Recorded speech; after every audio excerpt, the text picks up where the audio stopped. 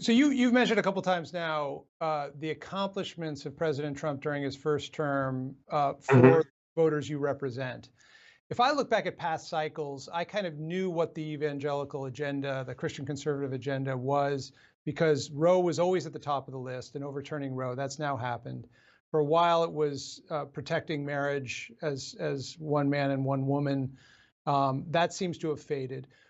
When you look to a second Trump term, what are the agenda items that you want to see, that your supporters, members of your coalition, want to see accomplished by President Trump? What is the agenda right now? Well, I think we continue to be strongly and unapologetically pro-life. And while I don't think it's likely that we're going to have federal legislation on either side of that issue, I don't think the pro-abortion lobby and I don't think the pro-life movement is likely to achieve significant progress on federal legislation. I do think in areas such as taxpayer funding and promotion of abortion, things like federal funding for Planned Parenthood, uh, obviously, it's not just the pro life issue.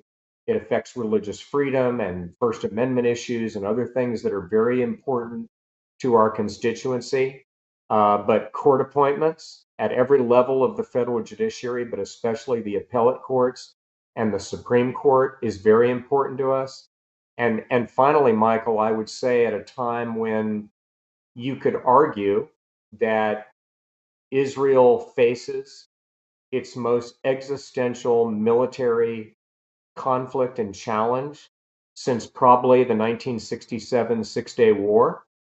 Um, I think having a president that is firmly and strongly pro-Israel, turned the screws on Iran, sanctioned Iran, the leading state sponsor of terrorism in the world, and you know, I think I'm being charitable if I say that Joe Biden has at times vacillated in his initially full-throated support of Israel in this conflict. And that's really important to us. In fact, I believe that today, in today's evangelical pro-family movement, I think Israel rivals the life issue as in their hierarchy of concerns.